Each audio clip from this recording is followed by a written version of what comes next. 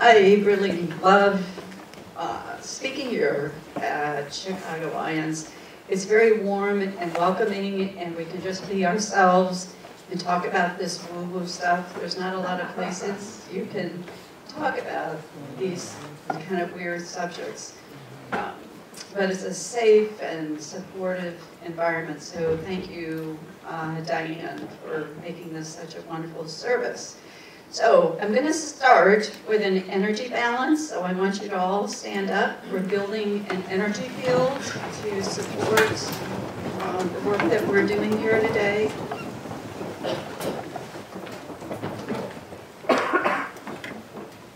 Okay, so I want you to just march in place. Good job. Okay, and then I want you to cross and touch opposite knees back. Not neighbor.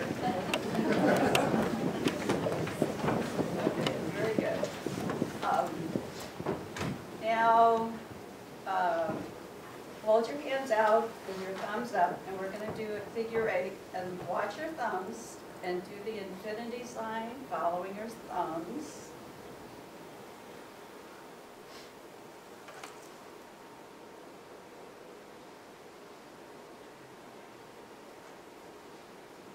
Feel like an elephant.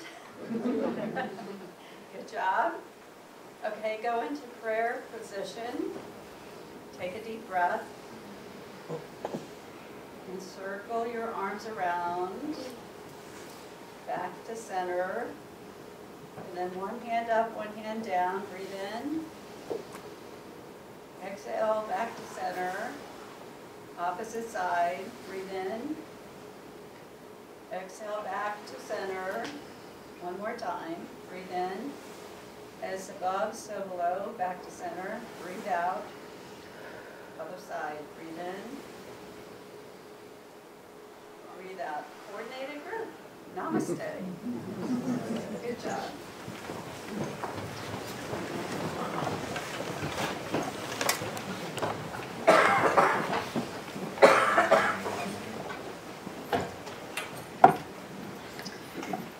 So, one of the reasons that I wrote my book, Soul Visioning, Clear the Past, Create Your Future, is I noticed that, and it is a 7-step process for clearing the unconscious blocks from this life and past lives that sabotage us from manifesting our soul's purpose and vision for our lives.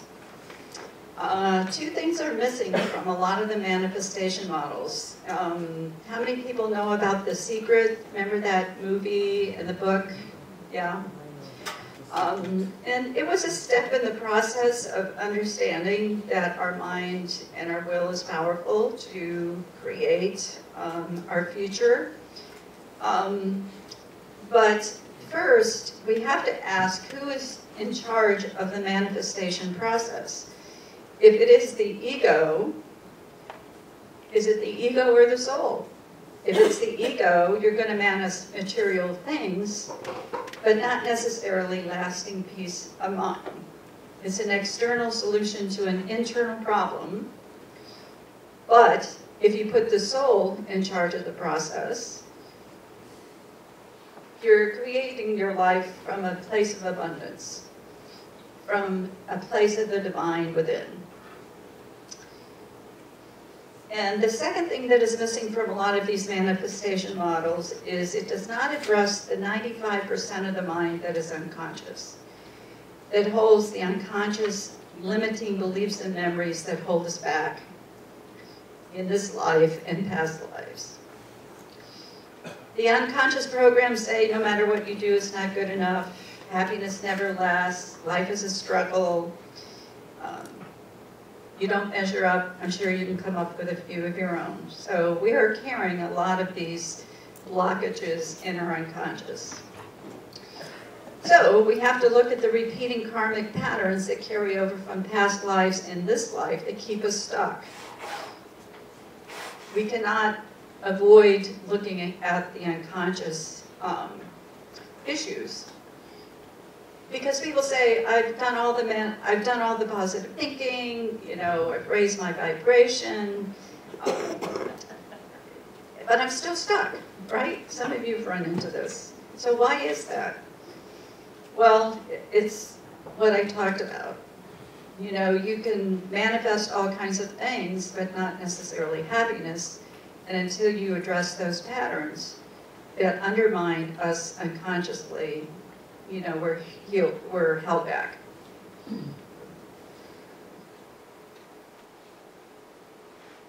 So my book does address the past life dynamics, the past life patterns, as well as this life unconscious patterns that keep us from aligning with our soul.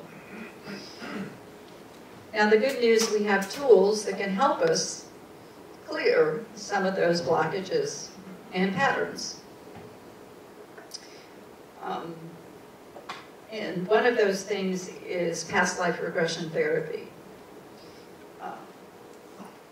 And one of the reasons I got interested in past life regression therapy in my private practice over many years, over 20 years, and doing thousands of regressions, people got better faster and just with talk therapy.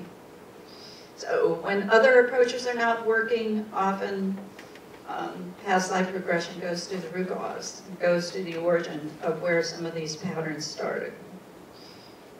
So behaviors and feelings that you can't seem to explain in this current life are often brought to the surface by doing this process.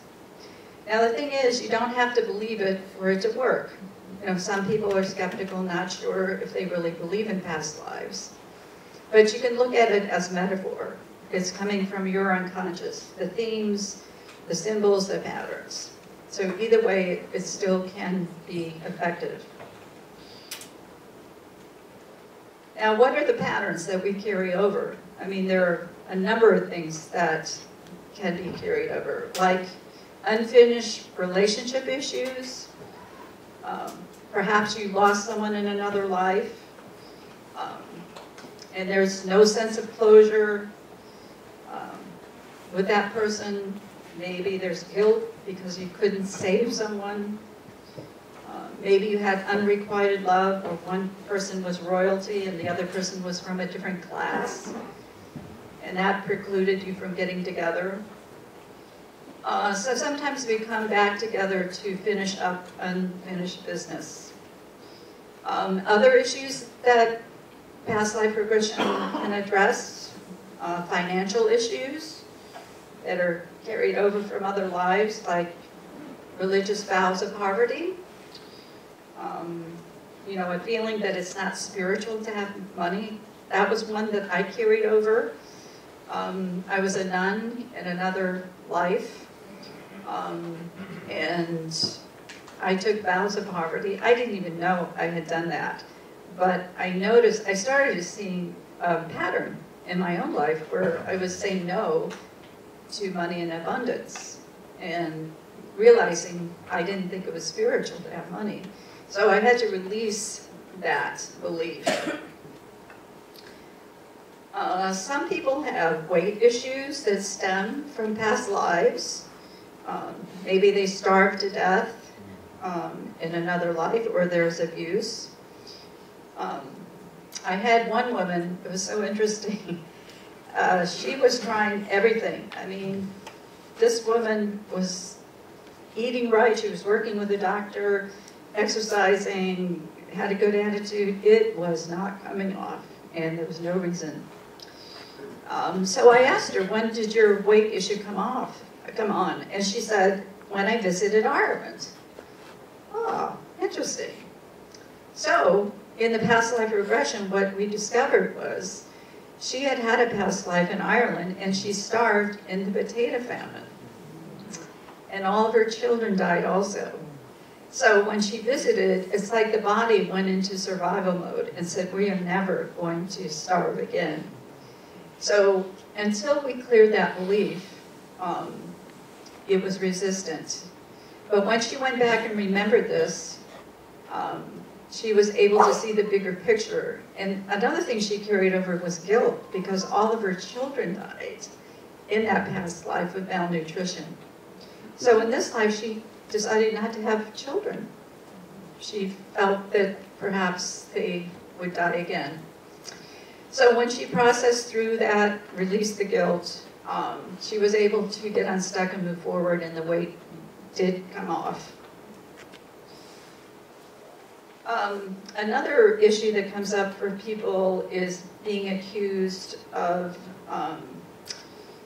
in other lives, being accused of witches or heretics, in which, a person is burned at the stake, imprisoned, or shunned, which carries over a deep fear of being visible, or using your talents and gifts again. That also is one of my patterns that I carried into this lifetime. I was a nun during the Inquisition, and the Catholic Church said, if you go into silence, we'll spare your life. Well, I was young and naive, and I stood up and I said, the truth cannot be silenced. Yes, again, I was burned at the stake. But it was a very important life for me to get in touch with, because it was a huge block for me. Because my soul gave me the assignment of writing a book and speaking, which is the last thing in the world I ever wanted to do. So I said, no, I don't want to do it. Can't make me. But I had to get to the root of it, because it was a soul contract for me to overcome this in this current life. So I did go back to that lifetime, and I forgave the Catholic Church, but I also forgave myself for playing the martyr role, because I thought it was honorable to suffer. That's a very heavy Catholic thing, right? And I wasn't raised Catholic in this life, but I got in touch with resentment, and I figured out where it was coming from. So when I cleared some of those blocks, because, my head said they don't burn you at the stake, but my gut was saying, it's not safe. It's not safe to write this book, because I have to be visible. I have to talk about these things. So I'm a heretic. And there was that cellular memory that was saying no to it. But when I did the regression work and released some of this, I was able to move forward more easily. So I do work with a lot of intuitives, healers, light workers who are carrying this kind of baggage, where they've been imprisoned or shunned or killed. And I have a feeling there are a few people in this room who are carrying this too. And speaking of fears, there's 10 basic fears that we carry over from past lives. Not all of them, but usually one or two of the fears from unfinished business from the past, or trauma from the past, carry with us. So I want you to listen really carefully as I go through this list. And I want you to think of which ones apply to you. See if you resonate with any of these fears. Because if you're still carrying these fears, I highly recommend that you work on clearing it, because it's a block. And we still get triggered. Okay. The first one is fear of loss. The belief that everything can go wrong, life is unpredictable.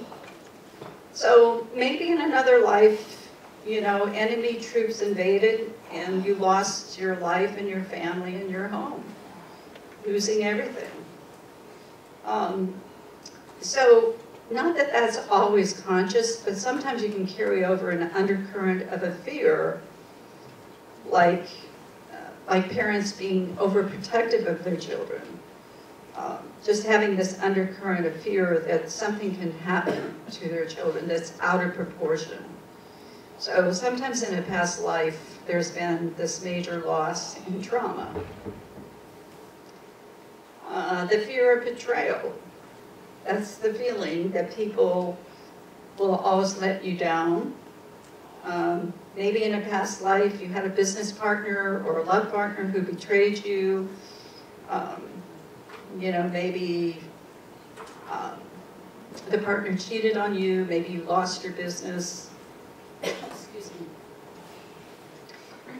So there's that undercurrent of fear of being betrayed. Another one is fear of intimacy, the reluctance to get emotionally or physically close to another person.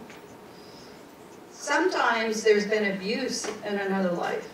Maybe it wasn't in this life, in this current life, but it could have been in another life. Or the person was heartbroken from a broken relationship. So in that case, people have to learn to trust again. Another fear is fear of rejection. This is the belief that if you get too close to someone, they will leave. For example, a person in another life who got pregnant out of wedlock may have been shunned and thrown out of her family. So a lesson in that is needing to learn inner worth. Another one is fear of self-expression, the tendency to act differently depending on who you're with. In other words, not safe to express yourself. Well, maybe in another life you were burned at the stake, in prison, persecuted, and learned that it was dangerous to speak out. There's the fear of authority, discomfort with people in uniform and figures of authority. Maybe in another life a king or a government falsely accused you of something and put you to death. There's the fear of inferiority. So this is like comparing yourself unfavorably to others. Maybe someone from a lower class fell in love with someone in an upper class and was rejected because of their social position. So there's a feeling of unworthiness, like you don't measure up. Are any of these resonating? Fear of powerlessness, determination to run your own life, needing to over-control. So maybe in a past life, a child was given away by his parents and placed in an orphanage. So that feeling of having no power over your life. The fear of failure. So a worry that there's not enough time to accomplish your goals. A lot of people have that feeling. There's just not enough time. So maybe in another life you died prematurely in war before completing your life plan. And then the last one is the fear of death. And often phobias are connected to a fear of death. Like claustrophobia, maybe you were burned alive in another life, or buried alive in another life. Maybe you have fear of heights and you were, thrown over a cliff or fell off of a cliff. So how many people identified some fears in here? Most everybody. That's very, very typical. So if those fears are still operating, I highly recommend that you get to the root of it and clear it. Okay, is there anybody in the group that is skeptical of past lives or not sure about it? Okay, yes, that's perfectly understandable.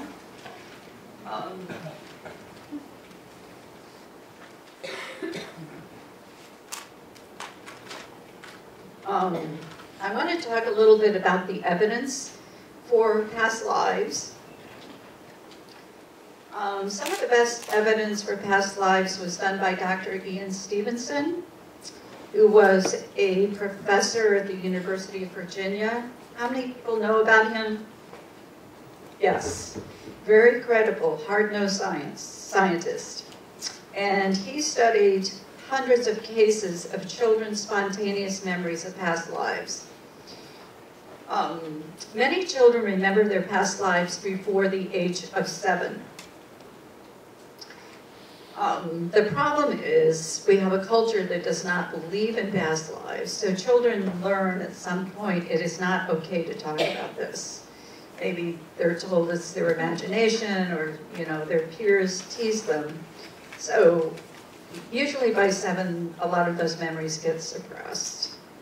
But in Dr. Stevenson's research, he discovered a high percentage of these children's memories could be independently verified, going back into the towns and villages where the records were, where they claimed to be from. You know, some of these children would tell their parents, "You're not my mommy. I live over there in that other town," which freaks out the parents. Now, many times the birthmarks these children are carrying correlate with how they died in that past life. Some of these children often spoke in foreign languages that they had never been exposed to. It was different than their native language. So you can look at some of his research. He has a number of books out that document these cases. But he used a very scientific approach in doing this, very systematic. And believe me, he was a hard-nosed scientist. He did not have a preconceived idea of its proof, of its existence or not. Another famous case that's well documented is about a 2-year-old little boy who remembered his past life as a World War II pilot, and he was shot down. He had many nightmares about being shot down and was really terrified. And his father, Bruce Leininger, has written a book about this case, and it's called Soul Survivor. And he's been meticulous in documenting his child's memories, which were very accurate. This little boy remembered incredible details about his past life, even to the point that the father was able to track down this little boy's sister, who was in her 80s. And when he went to visit her and talk about his son, she said, "Everything your son says is absolutely accurate, and I think that's my brother." Amazing. This little boy knew that he flew on a Corsair airplane. He flew off the Natoma Bay aircraft carrier. They even had a reunion with the people that he flew with. And he went up and told each one of them their names. And they said, "How do you know my name?" He said, I remember your voice. So this is an amazing, amazing documented case. And if you want to learn more about it, you can also see the ABC documentary of this little boy on YouTube. And he has spoken here at IANDS a couple of times, and very, very credible people.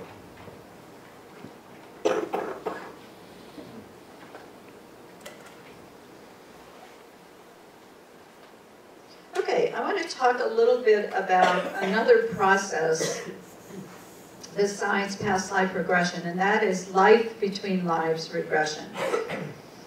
This is a process developed by Dr. Michael Newton.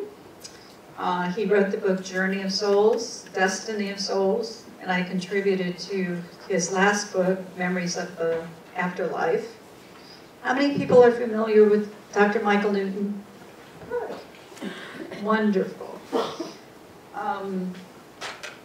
I highly recommend that process. It's 3 to 4 hours. And you are regressed back to your most immediate past life, just before this life, and you transition through the death into the spirit dimension, and then you hang out in the between state before coming back into this life. So he mapped these 7,000 cases in terms of what they remembered and the common memories that they had.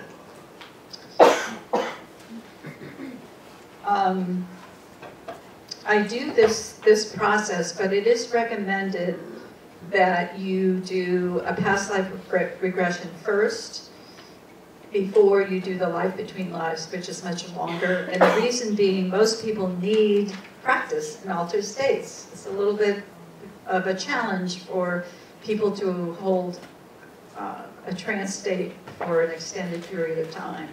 So if you're able to do the past life regression process and get a memory, usually you're able to go on and do the life between lives. So what Dr. Newton found in the afterlife, the between state from these 7,000 people, even though there were individual differences in what people reported, a common memory was meeting their primary spirit guide and master teachers. The guides are loving, non-judgmental mentors, and they're more advanced than us. And they've been with us in many, many lifetimes. And they assist and encourage and inspire, motivate, and challenge us to grow spiritually. They're available to guide us. It's not for the purpose of becoming dependent on them. I mean, the goal is really to access your own inner wisdom and higher soul wisdom. But it is often good to have that support and encouragement when needed. There are different types of guides. How many people are in touch with their own guides? Great, awesome. Well, this process helps you to connect more deeply with them. So Dr. Newton reported that there are junior guides in training, and then there are senior guides who are a little bit more awakened than us. And some of these guides are male, some of them are female, some of them are androgynous. They often take on different forms according to what would be most helpful for us. They shapeshift. Sometimes they're in Indian garb. I had one show up in surfer shorts so that the person would lighten up. They were taking life too seriously. Sometimes they're just light beings. They're more amorphous and with less distinct forms. Some of them have names that are common, but some of the names are more vibrational sounding and not so earthly sounding. In addition to having a primary guide, Newton reported that we also have master teacher guides who serve on our council of elders. The advanced master guides help us to plan our next incarnation and the lessons that we need to learn. And we choose our families, our parents, our children, our country, and what time we come in. So next time your children complain about you, just tell them they chose you. There are no accidents. So the guides are very compassionate. They help us to identify our repeating patterns and blind spots. And it's not judgmental. If we made mistakes, errors call for correction, not condemnation. This is not a karmic board sitting there in judgment of us. This is not about punishment. We are evolving beyond those old punishment scripts. It's all about soul evolution and soul lessons.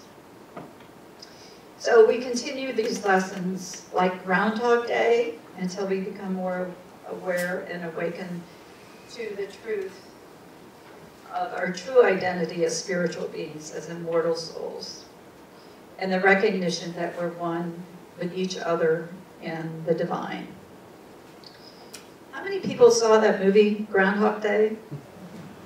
Love that movie. It kind of sums it up. We keep doing the same old thing, keep falling in the same traps and holes until we begin to notice, there's got to be a better way. What's going on here? The other thing Michael Newton reported is people reported meeting their primary soul group. We travel in soul groups through many lifetimes, and we are often of the same soul level. There's usually 3 to 25 members in the group with an average of 15, so it could include soulmates, children, aunts, uncles, spouses. There's also secondary groups or companion groups that include friends and associates. So we travel through time together, evolving together, learning lessons together with a common purpose. People also reported being in classrooms. Learning goes on, it just doesn't happen here. You know, studying various things like, you know, healing methods or scientific projects. People report going to the library, which is the Akashic Records. It's a library that contains a record of all of our past lives and our soul development. That's another experience some people have. Also, Michael Newton reported that there are hybrid souls. How many people have heard of hybrid souls, interplanetary souls? They come from other worlds and dimensions. They've had very few past lives here on Earth. Some have come here because their own world is no longer inhabitable. Sometimes they're here to come to assist us. Some are more advanced, but they have difficulty adjusting to the physical third dimension world. They often have autoimmune difficulties like asthma, allergy. Some are on the autistic spectrum. But it's an amazing process. There's just that deep sense of love and compassion and understanding of one's life purpose. It's like a wake-up call that reminds us we're more than these physical bodies. We are immortal souls. And many people overcome their fear of death. I had one woman who did this process, and she's a surgeon, and I write about her case study in my book. And she got to the gateway of the between state, and she felt blocked, like she could not go any further. And it was like she had a bag over her head. And I knew that there was a block here. There was some resistance to connecting with the between state. So I asked her soul to go to the root cause, go to the origin of this resistance or block. And what it turned out to be was, in past lifetimes, she was a healer, but you know, a lot of times people who were healers back then were accused of being witches, and they were persecuted. So she ended up being killed or imprisoned and shunned. So in her unconscious mind, it felt like if she went into the between state, because she wanted to connect with her spirit guides on the other side, her healing team on the other side, to help her with her healing work, with her patients while she was doing surgery, to have a more open communication, open her medical intuition.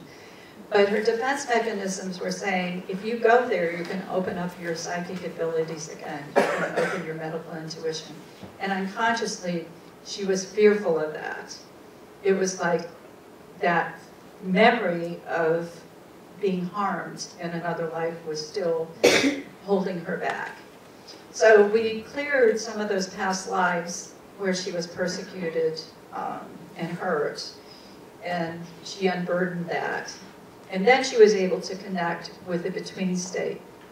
And she connected with her soul team, a team of medical, spiritual beings that help her during her healing work. And her medical intuition is much more open. And she's doing wonderful, really wonderful work. Are there people here who have done life between lives process? Oh, good. A couple people. Yeah, so I highly encourage you to do this. If you've already done a past life regression or are comfortable in altered states, it's really a wonderful inspiration. You know, sometimes we get bogged down here in third dimensional worlds and forget who we are and our purpose, so it's just a real boost. Any questions so far? Yes? How do you find past life regressionists or life between lives? He, And you're not living here, are you?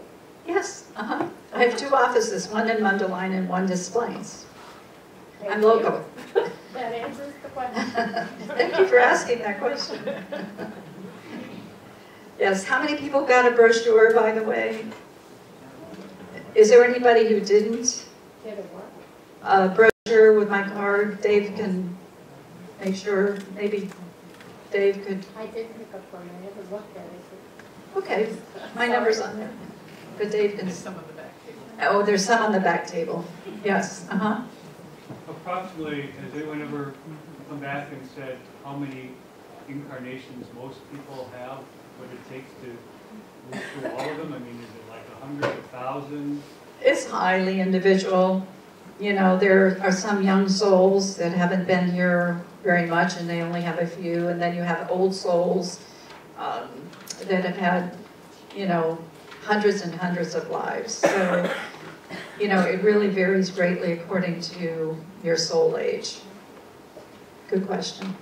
Anybody else? Yes? Are there people that are incapable of having it, or can have this? Yeah. Yeah, there, oh yes, are there people who are incapable of having this, going there in that between state? Yes, there's a small percentage. Now, if you've done altered state work like the past life regression and you've been able to get a memory, that's a pretty good indicator you're going to be able to go to the between state. There are a few cases where someone may have unconscious resistance to going there. And just one example might be somebody who has a really strong judge and critic part. You know, the fear of being judged. It's like, I'm going to meet my council of elders and I haven't done enough, I'm not good enough. And so there's a bit of a fear. There is no reason to have fear because it is loving, it is supportive. So in a case like that, I work with the person individually to work on the judge and critic part to be more ready to go there. That's just an example. Good question. Yes? We're all souls created at the same time. Say it again. We're all souls created at the same time. Yeah, are all souls created at the same time? It depends on your philosophical perspective on this. You know, if you look at the Big Bang theory, that the point at which we felt that we were separate from source and shattered into many, many different fragments of separation, you know, from that standpoint, we are all one, but we don't believe we're all one, and we came to believe that we're separate from source, and so, like in the Big Bang, we fragmented. But people are growing at varying rates. Some people awaken faster than others. You know, some of the masters have awakened much sooner and realized their true identity as a soul and oneness with source. Other people take many lifetimes to awaken to their truth, to their true identity. So we're at varying levels of awakening. That's the best way I can describe it. Because you said some souls were young and some were mature. Well, I should say young in the sense of awakening. You know, it's sort of like in our evolution, it's like we go through grades. It's like some people, you know, will take much longer to awaken. Some people are old souls. They awaken much faster. So in that sense, they're more young souls, and some of it is young souls to this planet. Other people are on other planets and have different experiences. Yes? You mentioned that some people might take this literally, or it should be from a metaphorical standpoint. Yeah. What's your experience if you were going to fall into one of those? Say that again? Do you believe that Okay, I believe they're real. Yes, the vast majority of cases that I have regressed, I do believe. There may be a few people that they're not quite ready to fully engage a past life in its fullest experience. So the subconscious presents it more metaphorical and symbolic and representative until a person is ready to fully embrace. But to me, it makes no difference either way. It's still possible to work with the symbols and patterns. The subconscious doesn't know the difference between metaphor and reality anyway. It takes it as if it's really happened. And I think we are needing to break. Yes. After the break, we're going to do a group regression, and I'll talk a little bit about my case studies. Thank you. This is a wonderful group. Yes. I have one question for you. Okay. I was discussing, that is, how do you address the issue of evil? If I am reincarnated, do I make a choice to become someone that's evil? What I call evil, a murderer, a pedophile, whatever you want to call it. I find that I'm confused by that process, by that evolutionary thing. Yeah, I mean, people are at varying stages of soul maturity. And some people are going to take many lifetimes, you know, to grow into their true essence, realization of their true essence as a soul. You know, so it can be a long, you know, people can take many, many, many lifetimes to correct errors, is the way I would put it. You know, making mistakes over and over. These are patterns that often repeat themselves until we hit bottom and say there's got to be a better way. So I think if we look at people in a soul evolutionary point of view, that some people just aren't going to get it immediately. It will take some time. And you can also start out with good intentions and think that you're going to clean up your life and correct these errors, but we have free will and sometimes we fall back into old habits and patterns. Does that make sense? If I'm a good person now, Mm-hmm. I could turn it over. Yeah. Could I come back as an evil person? And I'm using this term. I mean, you have free will. I mean, I guess you could backslide, but generally, it's a progression. That's not to say that we can't fall back if we choose to. Some people were worse. Pardon? The ones who we feel maybe are judged as evil were actually worse. It could be, and then for them that's a progression. Yeah. Uh-huh. Can I just give them a quick example of experience from my own past lives? Yeah, sure. In a number of past lives, military and war had been part of my sort of being. Military service and being in war was everything from honorable to sport to play. It was a number of different things for me. In this lifetime, it's sort of came to a place where it says, I can't do this anymore. But in past lifetimes, it was just a part of who I was.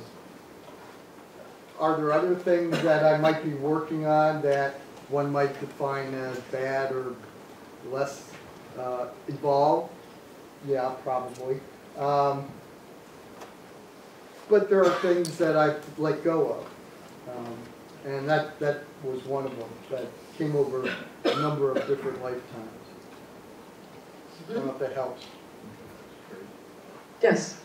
Do people experience past lives through dreams? Do people experience past life in dreams? Absolutely.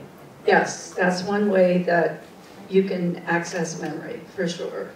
And often you can tell because it's in a different time, setting, the clothing is different. It's not, current, contemporary life. But yeah, that a lot of people, that is how they get the past life memory. Some people don't do it through hypnosis. They get it easier through dreams. So that can happen. Yes. Me? Mhm. Okay. For me, you're preaching to the choir. I've had my own past life Sure. visions and experiences. Sure. But a conversation I keep having with my sister. Mhm. And I'm asking you this because I'd like to know how to answer her because I haven't figured out how to answer her. Mhm. She is a skeptic because there were so few beings on the planet in the past Mhm. and so many now. So Yeah. how do we have past life? Right. But I don't really know how to answer that. That comes up a lot, That's you like know. a physics question for something Yeah. that doesn't really apply to physics. But what do you say to that? Yeah, well, not everybody has come from this planet. Right. They come from other places. Yeah, That so is the answer. it's not the only place that souls arise from. And that's your answer? Yeah. Yeah. Mhm. Yeah, I yes. tried that one already. Pardon? That answers that question. Some people get stuck on this earth, they become earthbound, and they cannot move on, Yeah. Yeah, that's true. People get earthbound and stuck, but they have free will, and eventually people do move on. It may take a while, and there's help for these people. We have guides and mentors, but however long it takes. That's why you have haunted houses. Yes. In the past IANDS seminar, a woman who had died and crossed over came back to saying that one of the things she saw was that this planet in particular is one of the most violent places to reincarnate. And that, yes, there is life on other planets, but this is seen as one of the places where, I guess, really powerful and very difficult lessons you come to. And other places are not so violent, Correct. chaotic, and Correct. Yes, I think this is a very demanding classroom to come into, to put into practice what we've learned in the between state. That's kind of the more the theoretical, or more the place where we go for that spiritual retreat. But here's where we have to put it into practice, and it's one of the hardest classrooms, I think, for sure. Yes. So I was wondering, you mentioned that there are souls that can be coming from different planets. Can my soul or anyone else's soul that is more like Earth original just at some point decide, oh, I just want to reincarnate on a different planet and just do that? Maybe because yeah, there are different souls on other places that decide to come here, and why? Is that your question? No, I couldn't I'm hear wondering you. if my soul, if I've been reincarnated only on Earth, if my soul can eventually decide, okay, I want to reincarnate on a different planet. If that's part of your soul's plan, and that's where you can grow as the next step, yes. My husband and I do workshops on interplanetary sojourns, that we often go to other dimensions and planetary experiences that are in consciousness. And Edgar Cayce talks about this. So I would recommend reading some of his books about that, to expand our soul's experience. Yes? I've experienced, when I was younger, I dreamt a lot. I had a lot of dreams. They were always vivid and very much in color. So, I mean, I've had the experience of seeing early on in my lifetime what would happen later on.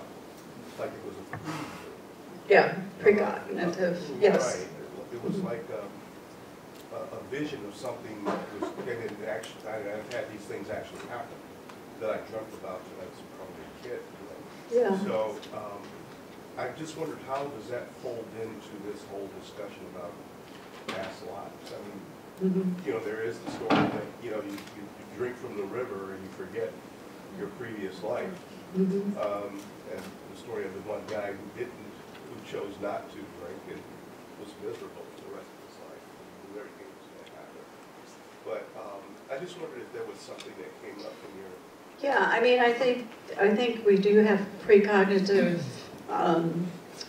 intuitions, you know, about the future. But we do have free will, and that doesn't guarantee that that future is going to manifest. But given where your consciousness is now, that the probability of that exists, that could happen. But there are other variables that can happen to change it. Yes? In one of Dolores Cannon's books, she has a nuance. So theory A is that the past lives are ours. We actually experience them. Can you talk louder, please? Sure. In one of Dolores Cannon's books, yes, there's two theories. The first theory is that we actually live the past life, and that is coming up in a regression. And the other theory is it's coming from this one man who was an ET on another planet. He says that some of our past life memories were actually downloaded into us. It's like the Akashic records, where you're tapping into someone else's past life memory. And it seems like it's your past life memory, but it was given to you as in a way, like a briefing. You know, like we're briefing you on what it's like to be a human, so we download all these previous lives into your subconscious. What do you think of that idea? So briefing, say more. A briefing in what way? The book is Keepers of the Garden. Really Keepers of the Garden.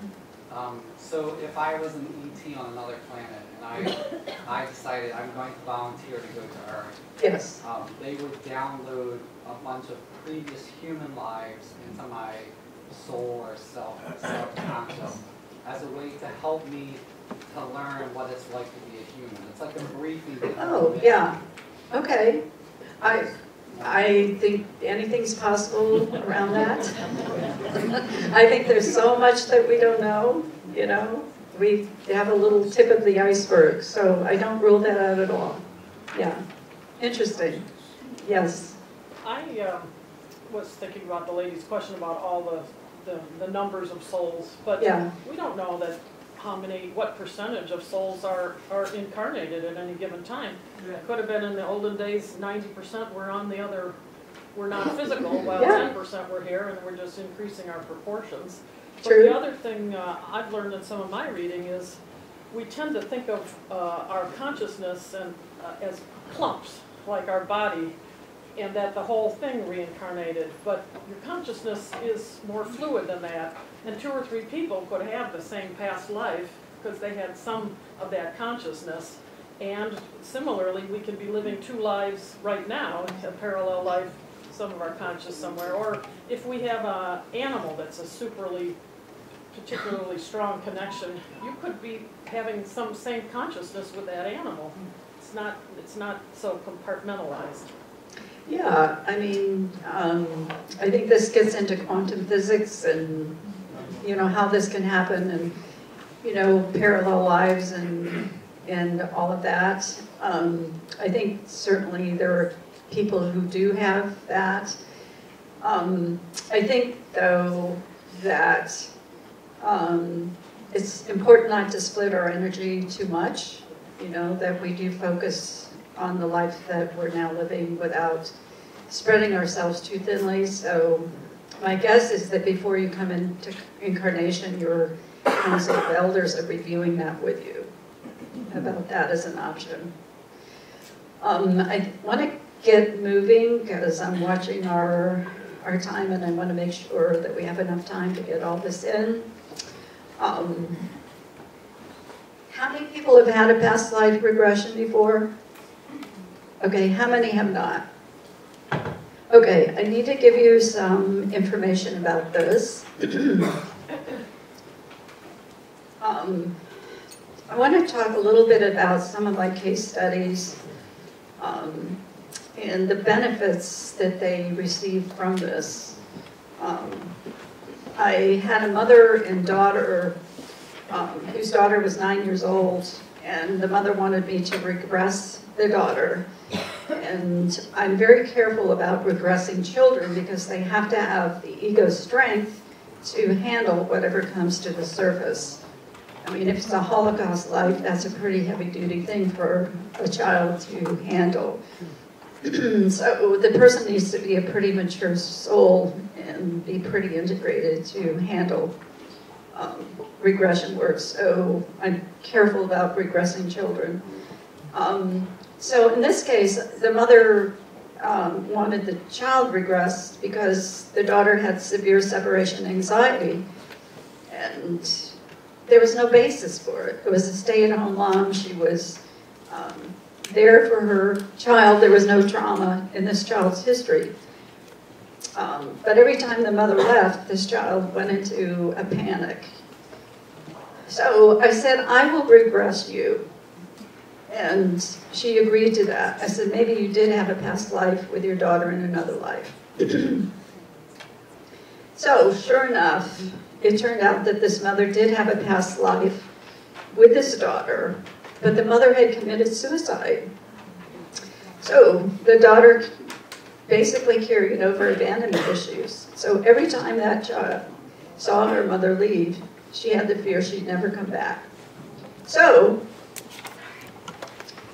what we did was help her to understand the reason that she committed suicide and to let go of the guilt and unburden it. She went home, talked to her daughter about it, and her daughter remembered it. It came to conscious awareness. The mother reassured her she was there for her this life. She was not going to leave her. So by talking about it and processing it, the daughter was able to release it and move on. And the separation anxiety disappeared.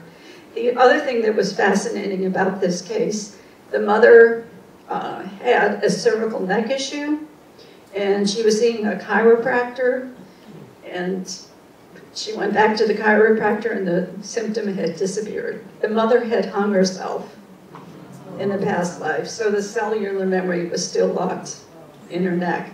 So after she processed through that issue, it was released. Phobias are often resolved. I had an airline attendant who had claustrophobia. Can you imagine? And it was getting worse by the minute. And she didn't have any major trauma that happened.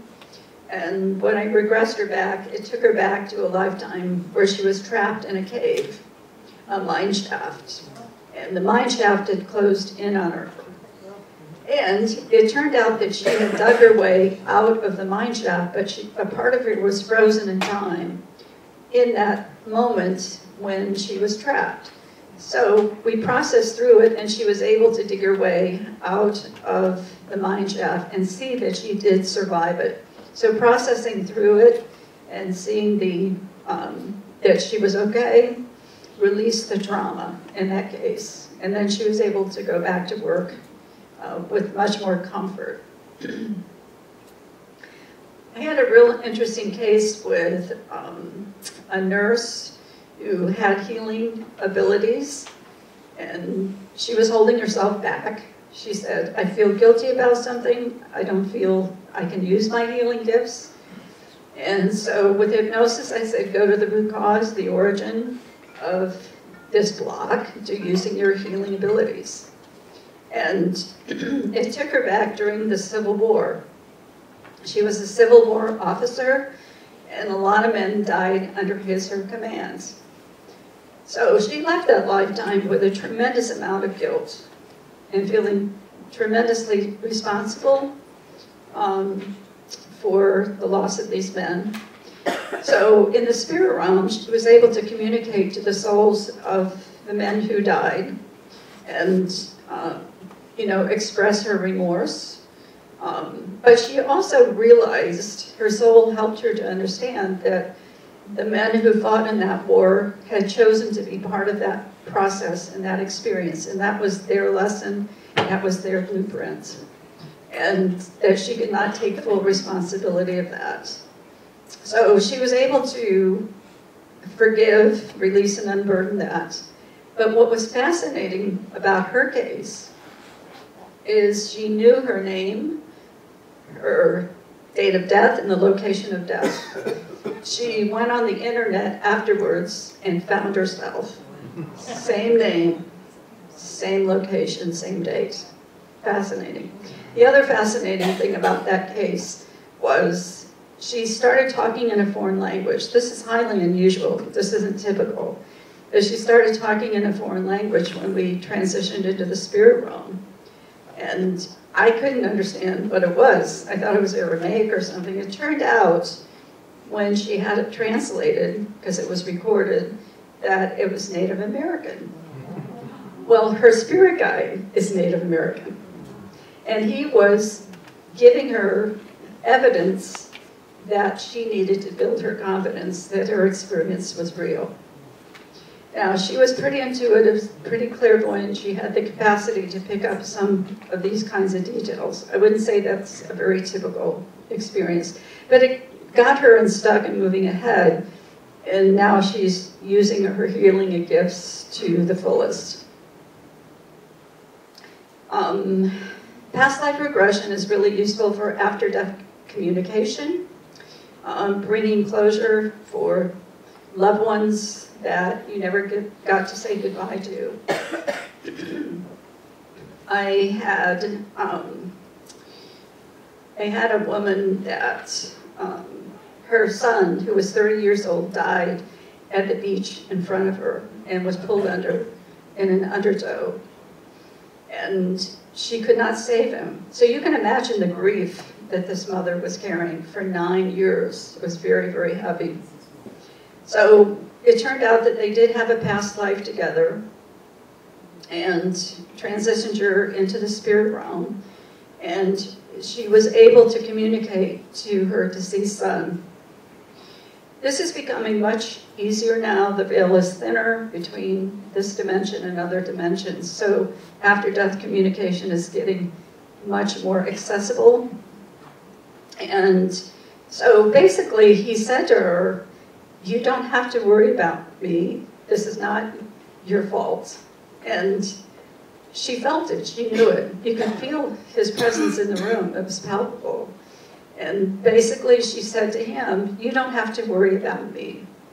Now I see that you're fine." So they said their goodbyes and they had that sense of closure with each other, and she was deeply peaceful after that around that issue. So sometimes after-death communication is a part of this process.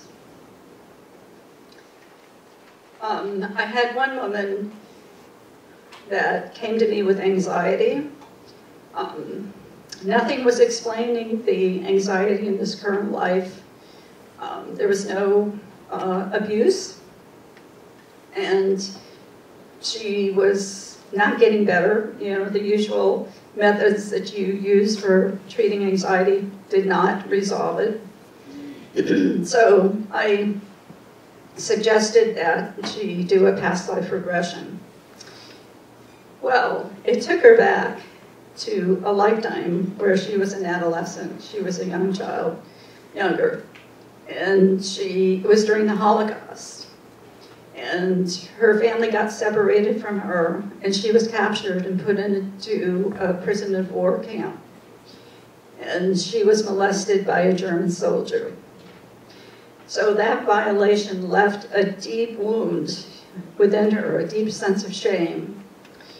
So we worked with it therapeutically, helping her to communicate to the soul of the German soldier, to express her anger, because you can't skip steps and go to forgiveness until you've owned your own feelings. So she was able to express that. And she was also able to reach back to the part of her, that shamed child, and give her comfort and reassure her it was not her fault, and do some of that reparenting work. I also had her re-script the life, and I said, if your soul or higher self could go back into the life and change it, what would you like to see happen?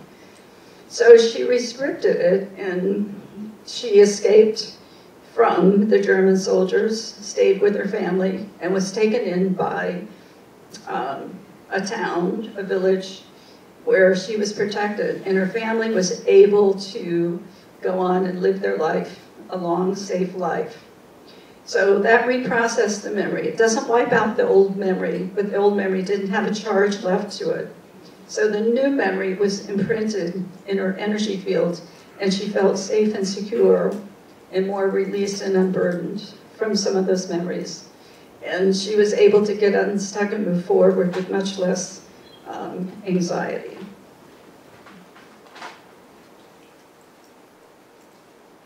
So I want to talk a little bit about the past life process.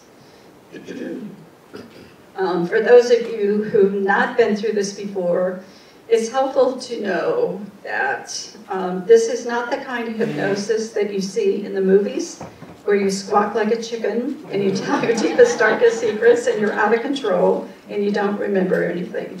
So you can be reassured that's not this kind of hypnosis. It's just a deeply relaxed state of focused concentration. You're turning your attention inward and paying attention to the memories that are coming to the surface. But there's a part of you that knows you're in the room.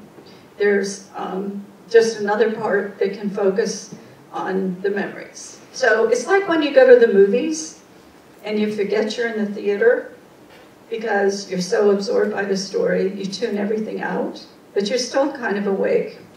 A lot of people don't realize that about hypnosis, that there still usually is a part of you that knows that's present, but you just tune out the distractions. Now, most people think they're making this up in the beginning. There's that little voice that says, I'm making this up, this is not real. So I suggest that you put the skeptic outside the door, pick it up on the way out, and just go with whatever comes to the surface. That's going to shift you into the right brain. That's the imaginative brain. That's the doorway to the unconscious where the memories start to pop in. So if you can just tolerate that initial feeling that it's all made up and just go with it, usually it starts to pop in after a while, automatically. Now, 60% of the people are visual and see pictures, images, and details. But not everybody's visual. Not everybody's going to see pictures and images. Some people are auditory dominant. They get it more like an inner dialogue. Some people are intuitive feeling types, and they get this more like a gut feeling. It just pops into your head. It's like a knowing. So how many people are visual here? Okay, how many people are auditory dominant? Intuitive feeling? Okay, that's about the percentage. So I just mentioned it because people think they're doing it wrong. All the books are visual, right? People think, oh, I'm not seeing anything. Doesn't mean that you're doing it wrong. You just process information differently. So it just may come to you as a feeling, a gut feeling that pops into your head. Now we are going to go to a happy and a comfortable life in this process. This is not designed to process traumatic memories. So what I suggest is if you've got a traumatic memory, just open your eyes, or if something unsettling comes, open your eyes and save that for an individual regression, because I can't guide you individually.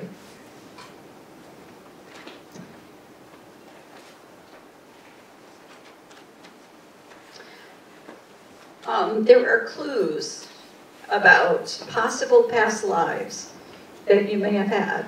For example, like time periods that you're fascinated with or repelled by, like medieval or Victorian or Civil War or World War II or colonial or Native American 1920s. these eras that you may be drawn to are, or repelled by, are possible clues, or movies that you're fascinated with, or the types of books that you read. I mean, people who are really heavy into metaphysical books, self-help books, spiritual books, they've often had religious lives. So you can think about that. Or even countries you're drawn to or repelled by. My husband, you couldn't pay him to go to France. He was imprisoned in a tower during one of his revolutions, and saw his compatriots guillotined outside of his window or hugged. So he has no desire to go to France. I love France, drawn there, had a happy life there. So that's an idea of being drawn to or repelled. Other clues, even things you collect, like some people collect antiques. In one of my offices, I have a lot of Native American things and Southwestern art. So as I go through this list, you might be thinking in terms of what are some clues of your possible past lives by your interests. Even your talents and gifts have been carried over sometimes. So we are going to review the major events, the themes, the people that are happening in this past life, a happy and a comfortable life. We'll transition through the death. Now, if I were working with you on a one-to-one basis, we would be reviewing the death to find out your final thoughts and feelings before leaving the body, because that gets imprinted into the unconscious and carried over. Like, if you died with the belief, I'm alone, I'm abandoned, and there is no help, and you really believe that, you're going to reenact it. Physical symptoms get carried over. Like, my husband, for example, he's given me permission to share this. He cannot wear a necktie, nothing tied around his neck, because he saw his compatriots guillotined and hung outside of his window in that past life. Now, sometimes it's old age and peaceful and not a big deal. Then we transitioned into the spirit realm. Now, we're not doing, life between lives, meeting your spirit guides and, your council of elders and your soul group and all of that. But we are connecting with your soul, your higher soul wisdom that is wise and compassionate, non-judgmental, that has the bigger picture. And from that soul awareness, we're looking back on the life and answering questions. What did I learn in that life? What did I not learn? What's finished? What's not finished? Did I know anyone in the past life that I know in this life? Connecting the dots. What have you carried over? Is there any forgiveness lessons of yourself or anybody else? So once we've reviewed the life, and maybe you want to go to a life to find out a happy life with someone you know. Or maybe you want to go to a life to discover talents and gifts. So we'll review the life and then I'll guide you back. And for those that want to share their experience, you can share your experience. So make sure your cell phones are off. If you snore, we'll wake you up. If you get in a coughing jag, please step out of the room so you don't disturb your neighbor. Are there any questions before we start? The grand adventure.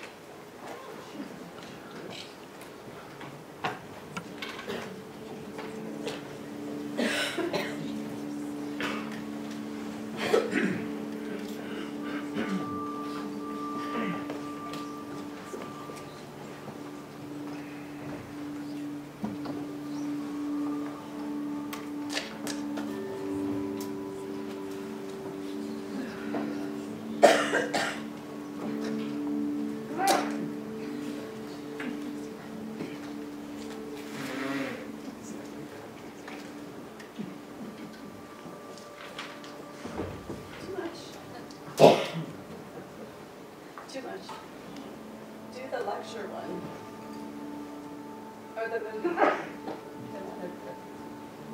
Okay.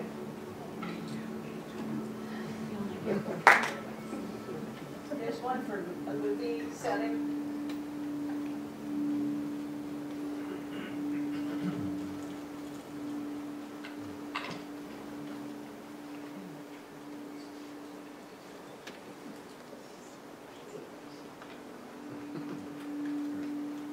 That's the movie setting. Perfect, perfect, perfect. Okay, we're good to go.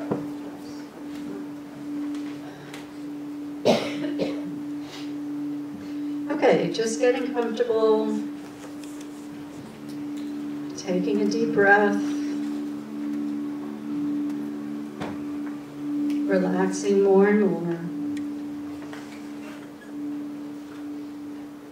And just remember, if any unsettling life comes up, just open your eyes and sit quietly and save that for a later time. And just set the intention to go to a happy and a comfortable life, maybe discovering talents and gifts or happy relationships. And we're going to say a prayer of protection, inviting your guides, your helpers, the divine light of love to be present with us, guiding and protecting on this journey of growth and learning. Taking another deep breath.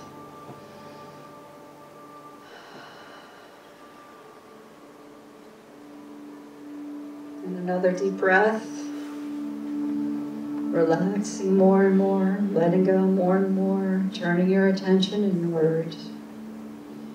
And I invite you to imagine a bright white light, a beam of shimmering, iridescent white light coming down from above, entering the top of your head and filling your body to overflowing.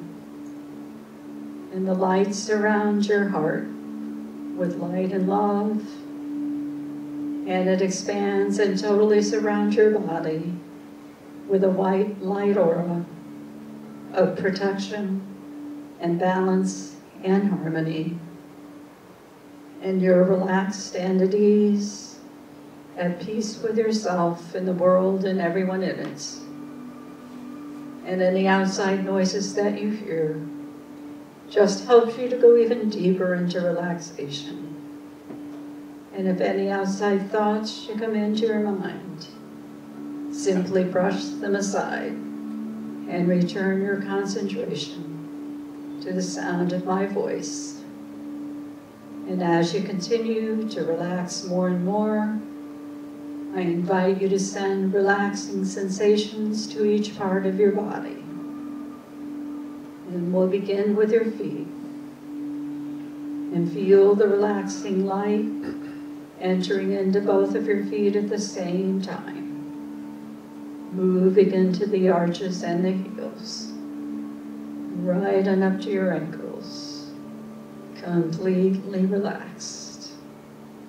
And now the relaxing light is moving on up your legs to your knees, relaxing all the muscles as it goes.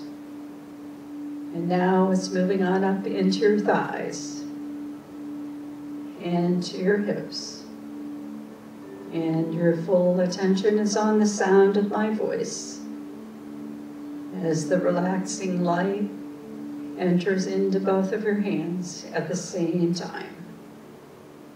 Just relaxing your hands and feel your hands relaxing. And now the relaxing light is moving on up into your forearms and on up into your upper arms. And your fingers and hands and arms are all completely relaxed. And now the relaxing light enters into the base of your spine. And take a moment and focus your attention on the base of your spine, like a ball of warm and comforting sunshine, melting away all the tension in your spine and in your back. And feel the rays gentle and soothing, moving up your back, one disc at a time. Relaxing each muscle, each nerve, every atom of your being as it goes. Moving slowly, slowly up your spine. Now the relaxing light enters into the area between your shoulder blades, massaging gently and deeply, releasing all your tension and cares. Now the relaxing light is moving on up the back of your neck into your scalp. Just relaxing your scalp and feel your scalp relaxing. And the light spills down over your forehead and surrounds your facial muscles, relaxing all the muscles around your face, relaxing all the muscles around your eyes, and your jaws are relaxed, allowing a little space between your teeth, and your throat is relaxed, and your entire body is now relaxed all over in every way. And all the tension is gone from your body and mind. And all the tension is gone from your body and mind. Completely relaxed. As you listen to the sound of my voice, you sink even deeper into relaxation. And my voice can be as a breeze, whispering in the trees along the shore. And in a moment, I'm going to count from 10 to 1. And with each number, you'll go even more deeply into relaxation. And at the number 1, you'll be at your own natural state of relaxation. 10, 9, 8, 7, 6, 5, 4, deeper and deeper, 3, 2, 1, deeply relaxed. And you are in complete control. If you feel uncomfortable at any time in any way, you have the power and the ability to awaken yourself. And all you have to do is count up in your mind from 1 to 5. And on the count of 5, say awake and you'll be awake. And now take another couple of deep breaths.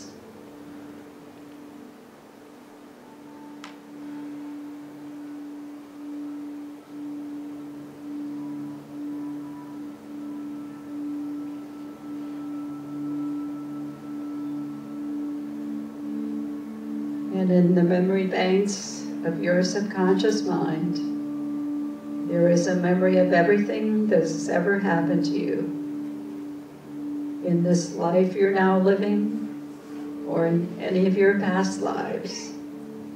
Every thought, every spoken word, every deed from every past life you have ever lived is stored in your memory bank.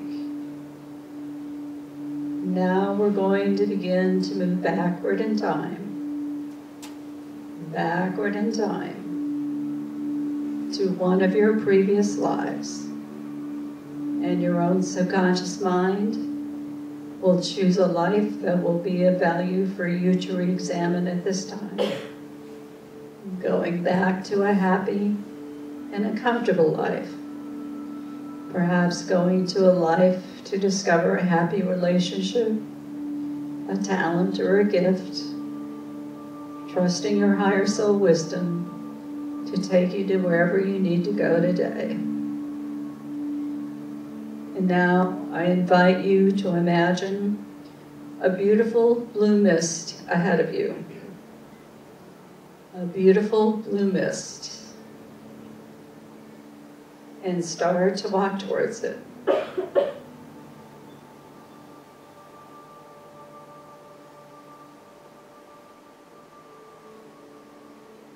And enter the blue mist.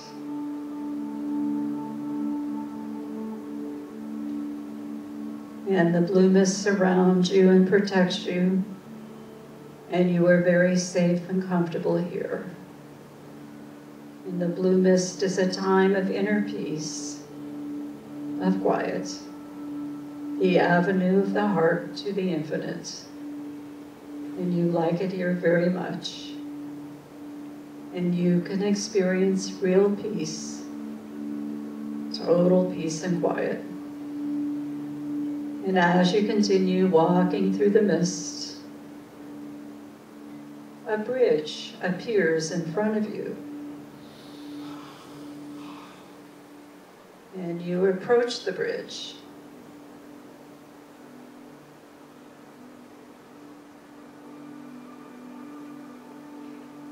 And step onto it.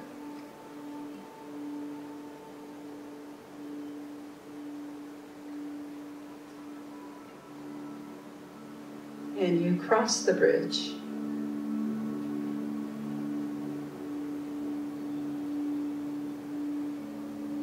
You cross the bridge to the other side.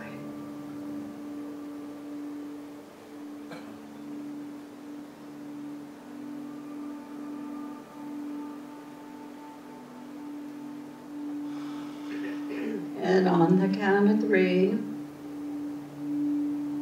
step off of the bridge onto the other side.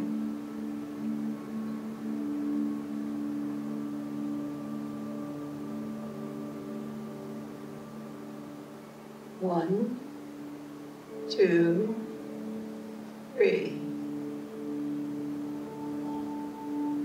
And you're now on the other side.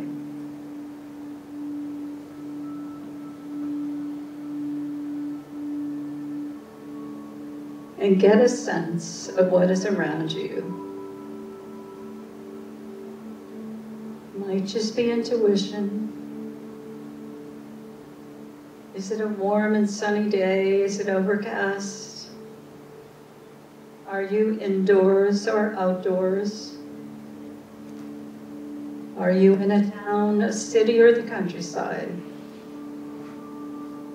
Are you alone, or are there others that are with you?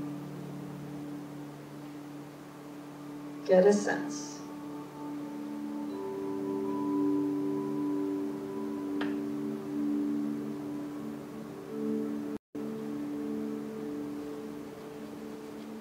And looking down at your feet, what are you wearing or not wearing on your feet?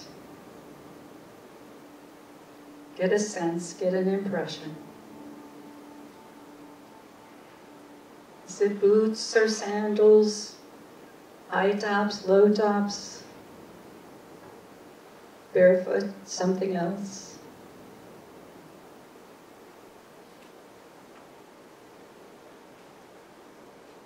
Looking down at the lower half of your body, sense, feel, notice. What are you wearing or not wearing? Is your clothing simple or fancy? Light or heavy?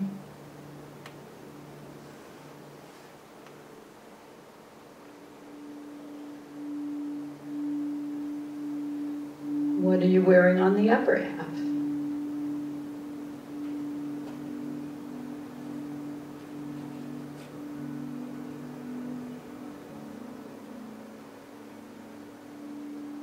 Now looking down at your hands, get a sense, an impression. Are you a large build person, medium build, small build? Might just be intuition that pops into your head.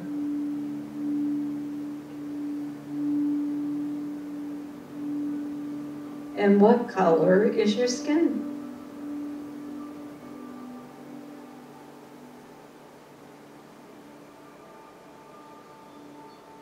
Are you male or female?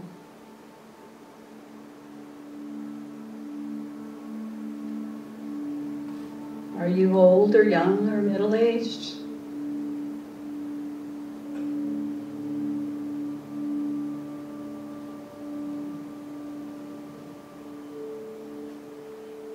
Are you wearing anything on your head or not?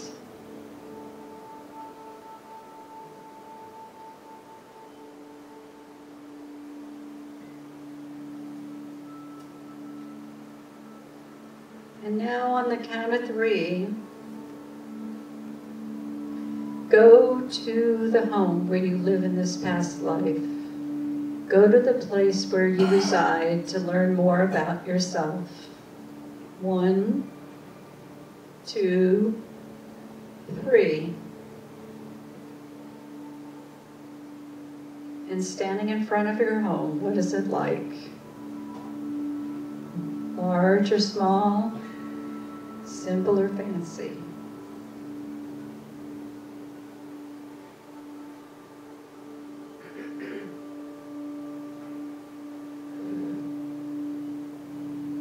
What is it made out of?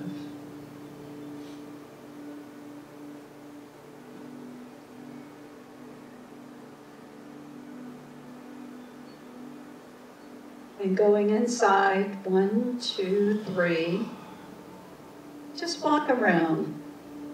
Get a feel for what it's like on the inside.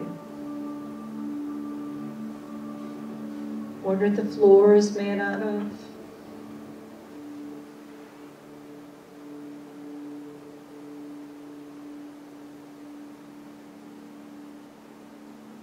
Where is the cooking done?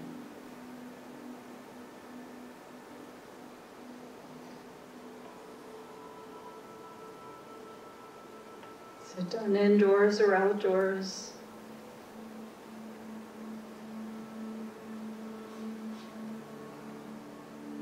What do you cook on?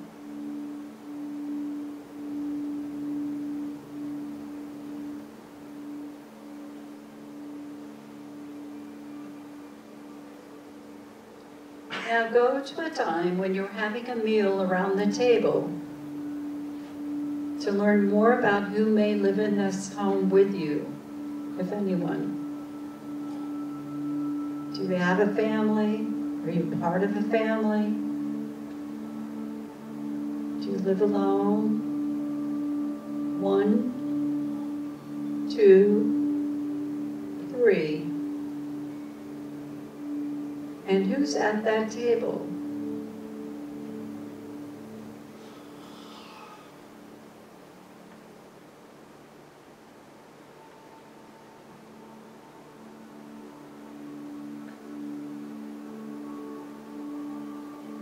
What kind of feeling do you get living in this home? And if there are others there, what kind of a feeling do you get from them?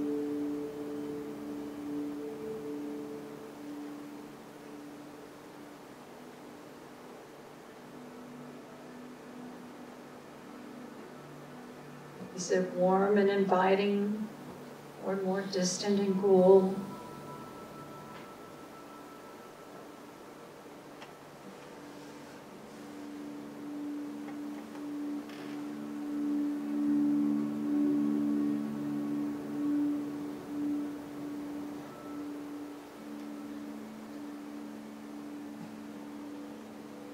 And how do you make a living if you're head of the household?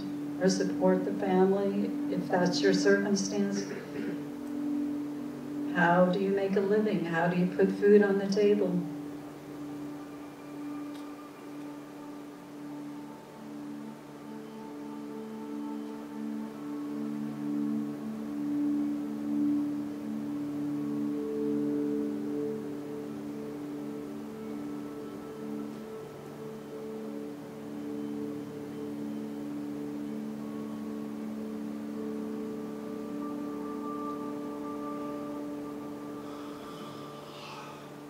And now on the count of 3, move to another important event in this past life.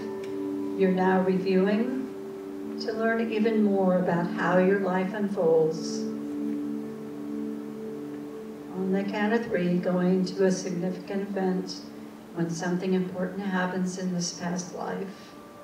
1, 2, 3. And where are you and what's happening?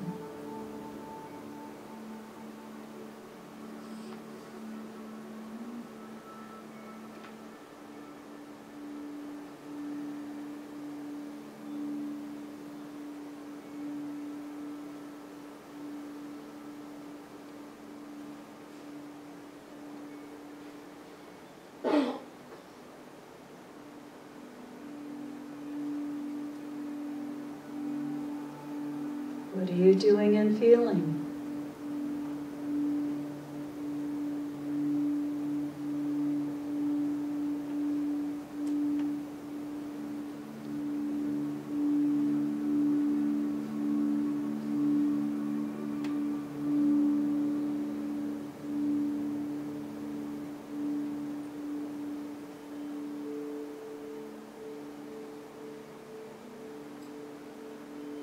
And what happens next?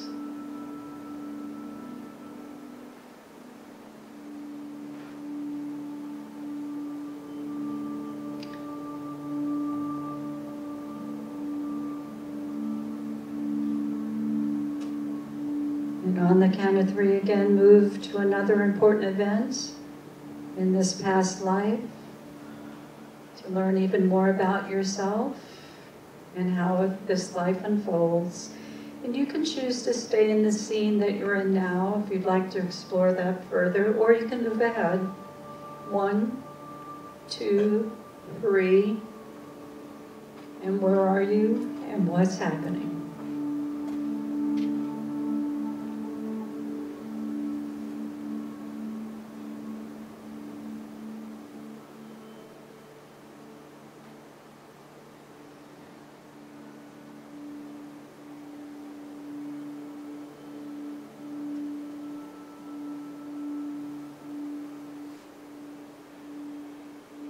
What are you feeling?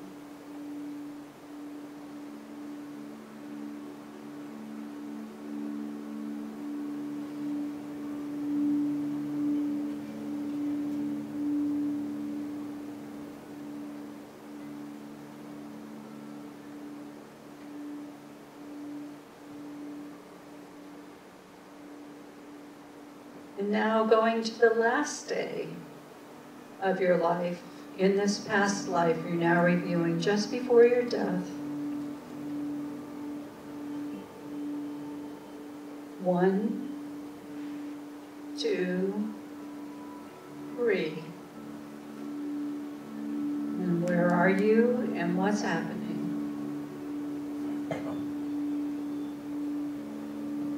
Are you alone, or are there others there with you?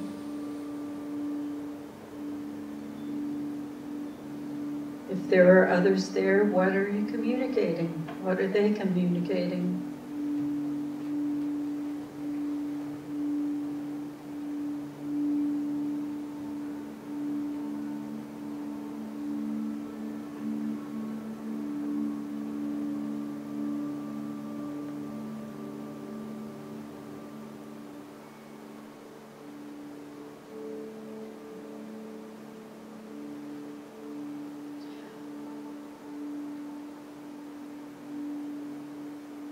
What are your final thoughts and feelings before leaving this body and this life?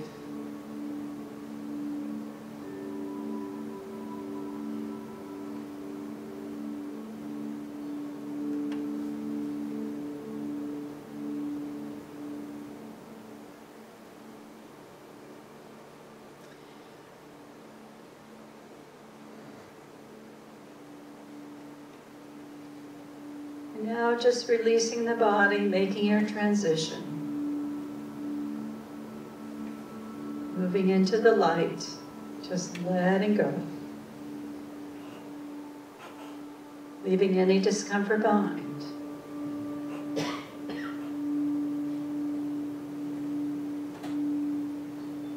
It's over and done, moving higher and higher in the light. Returning home to the spirit realm. You've been here many times before and it may become familiar. The realm of perfect peace and harmony. Just connecting with your higher soul wisdom.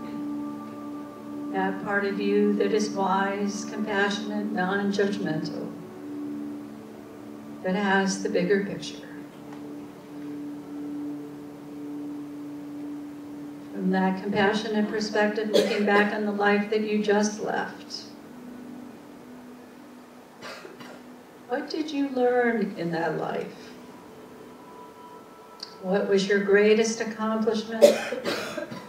What was your greatest disappointment?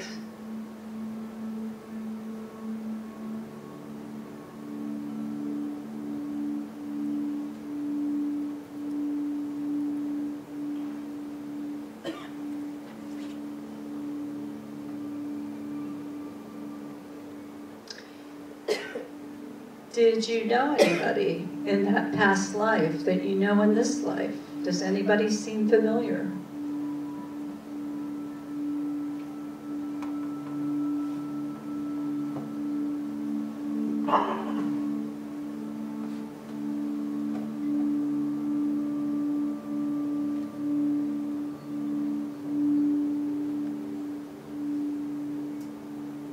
If you knew somebody, what's the connection to your current life?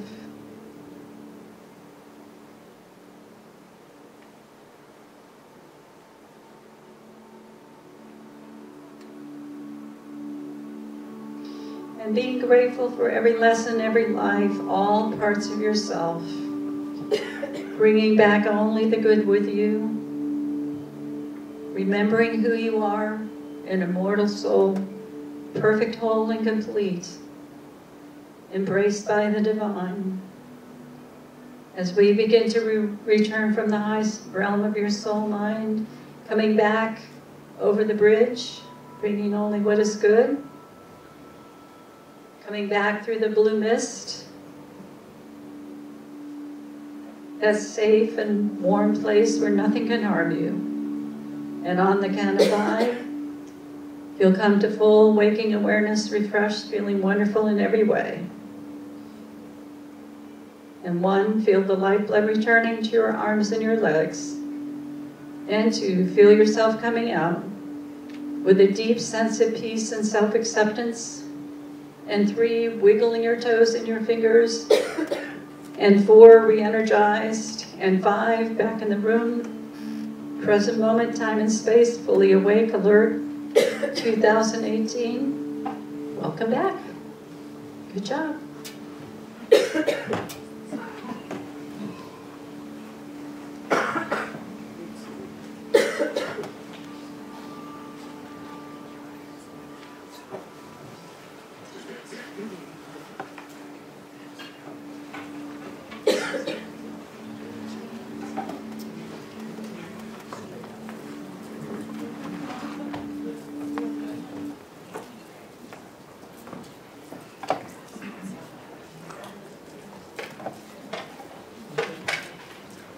Okay, welcome back. Everybody back?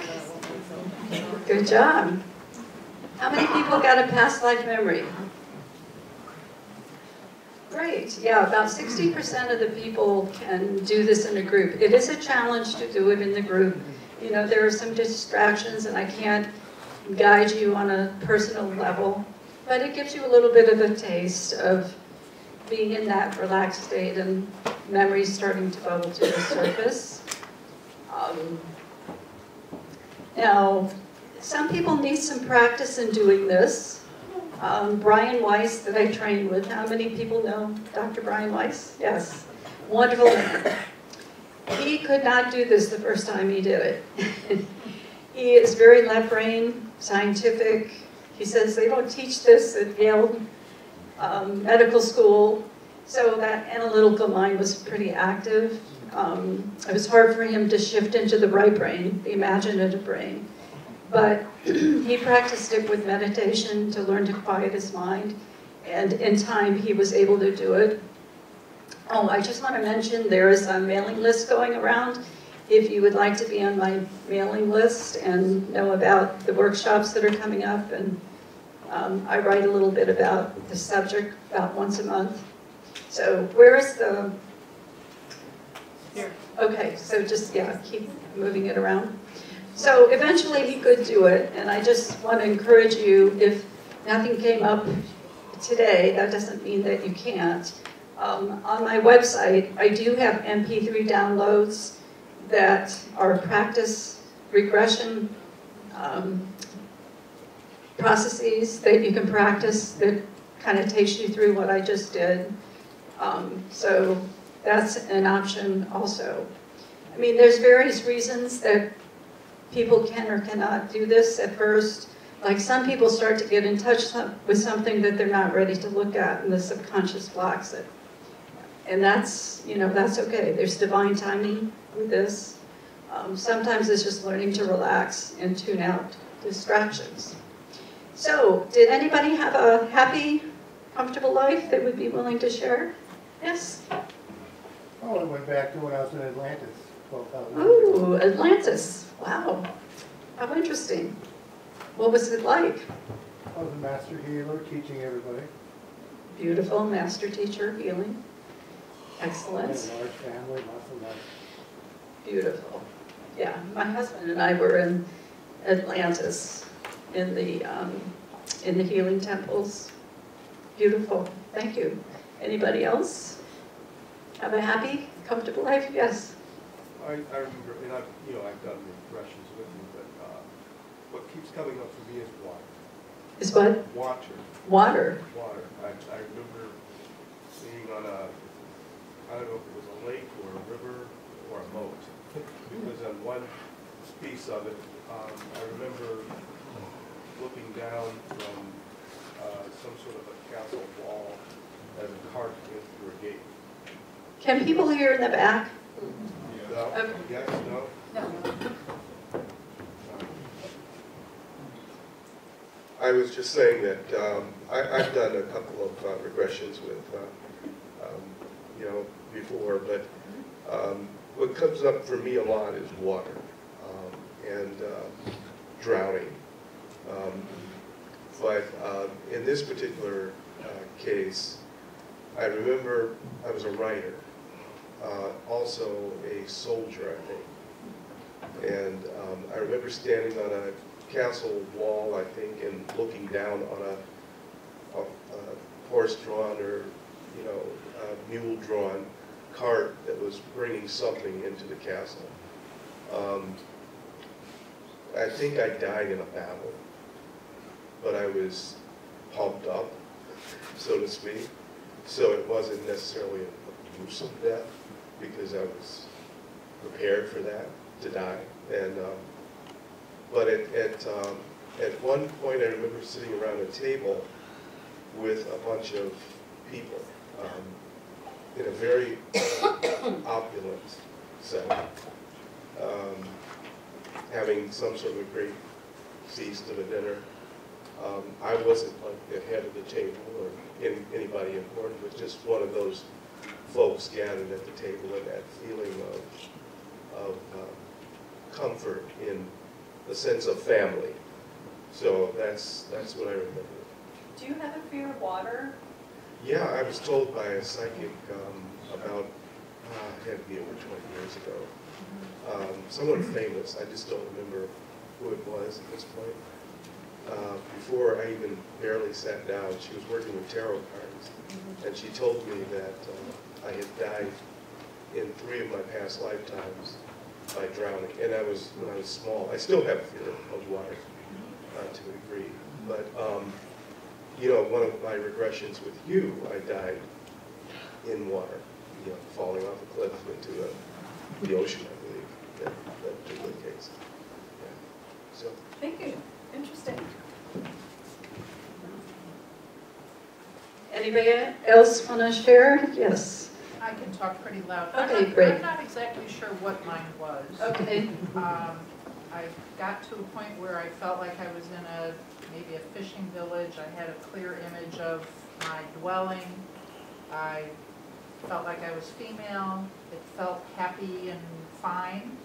Walked in and kind of felt a blue decor. And as I looked to the left, which I thought was the kitchen, as you were guiding us, my throat completely closed up. I've never had that happen ever.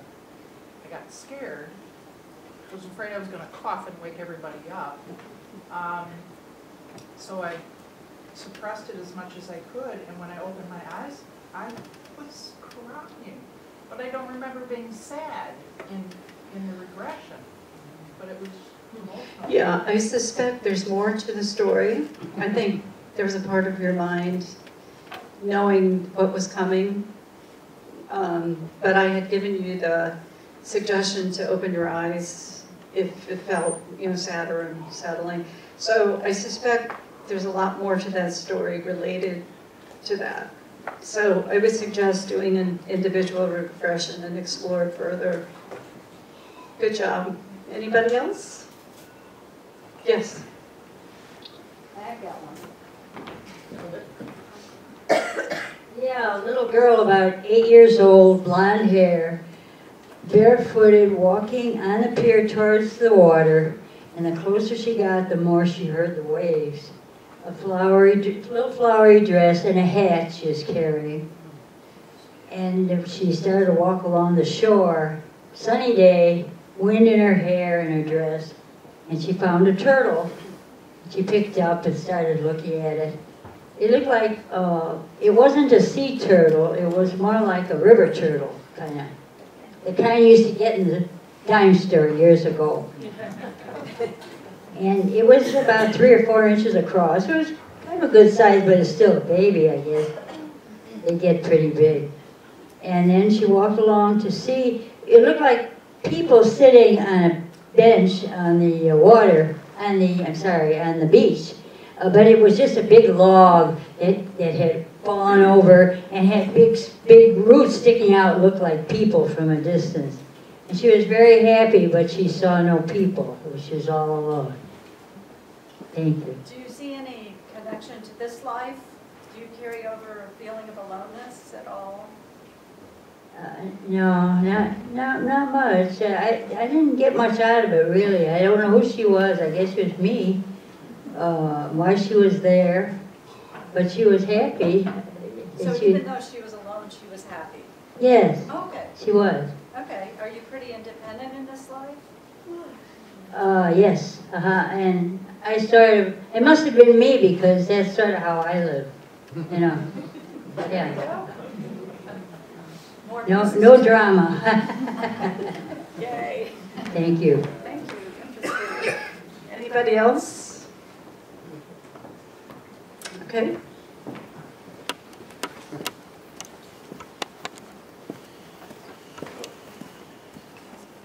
Well, real quick. This was a lifetime in Paris, and it seemed like around the 1700s because I was male.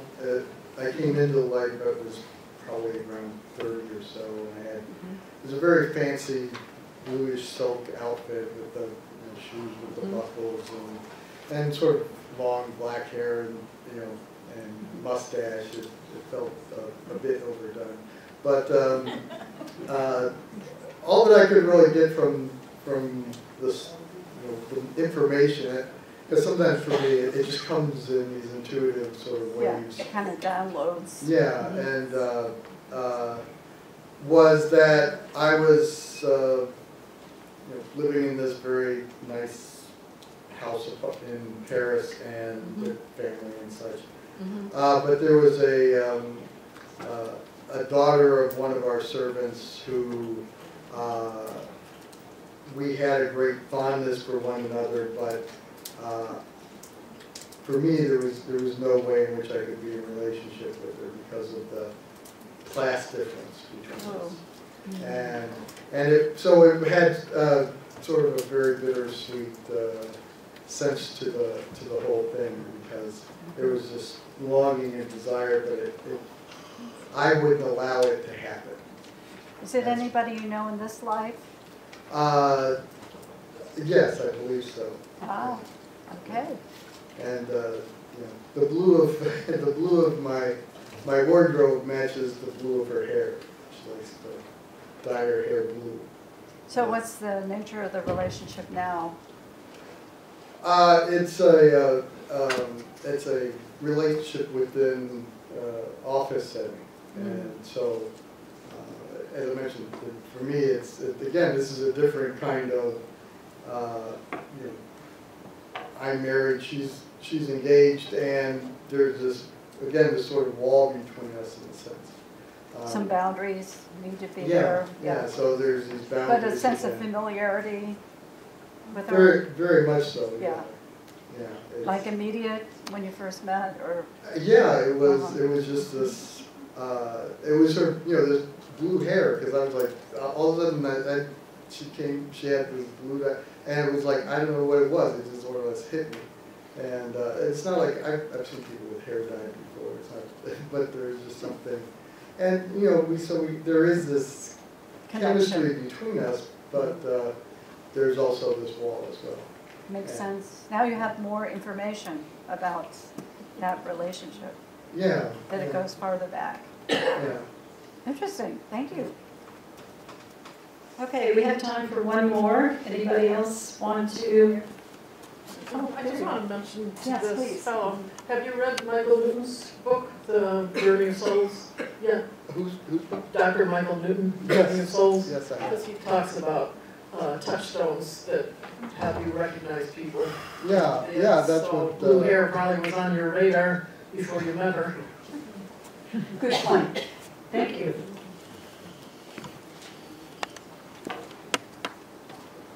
Anybody else? Somebody was over here. Yes. I recall a sergeant, Civil War Union, 1863 seems like time of death from an overhead projectile of some sort. Huh. Prior to that, ran a small farm in Southern Ohio with a wife, and no children, but there was a baptism, so I'm assuming that the child died someplace along Wow. Anybody you know in this life?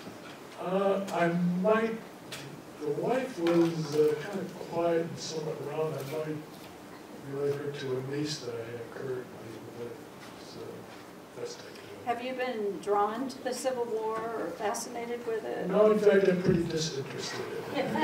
Go either way. Yeah, it's like, don't want to do that again. Thank you. Very interesting.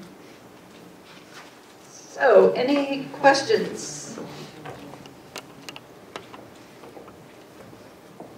Yes. I was wondering, would we be remembering an immediate past life, or it could be any of the past lives? It could be any. So it's Yeah. not necessarily the one before this one. Doesn't have to be the one before this. No. Your soul knows where to take you. Right? Your soul knows where to take you and what's relevant. Yeah, I've had people go way back, like Atlantis, for example, caveman days. So we have a long history together. Yes. I was just going to say that I think that in my experience, when I first started to go into this, what I saw was a modern city. Ah. You know, very modern, but I still saw the water. Like I could see across the water to another part of the city.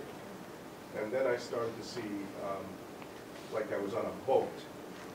And then, it, you know, as we kind of went through this, it shifted. And I think that what happens in the end is that a story gets put together by using these images that are current to kind of draw you down to the actual vision of a past life. Yeah, I think that's true. And sometimes it'll start out with several lives presenting, and the subconscious is trying to figure out which one to settle on. So sometimes you just have to decide you're going with one. Somebody's raising their hand. I have a question. Yeah. Has anybody ever went to a future life? Yeah, I do future life regression. As a matter of fact, in March at the Body, Mind, Spirit Expo in North Lake, I'm going to do a future life, going out 500 years, 100, 500 years, 1,000 years. So that's fascinating. Now, I tell people future lives are not set in stone. They were only potentials. So if you don't like the future that comes up, change your consciousness now. And I guess that would be a life between life question more where you like are programming for another life. They often will not tell you that. They often won't tell you your future. Right. Yeah. Got it. Yeah. It's like, because there's so many variables and we have free will. Right. Yeah. Right, but when you go into the, all time is our construct anyway. Correct. Time is at the same, Correct. Yes. But there's really interesting things that come up in the future lives. Fascinating. And you can bring back some really useful information. So I invite you, to come in March to North Lake. Brian Weiss has a book on future lives. Yes, Brian Weiss does. The title, one of his newer ones. Yes, Brian Weiss has one on the future. I just want to mention that my website, susanwisehart.com, does have practice MP3 downloads on it if you want to do some more practice on your own. And like I said before, I see clients in Des Plaines and Mundelein here in Illinois, and would be happy to work with you individually. And this has been a wonderful group. The energy has been fantastic, and many happy returns.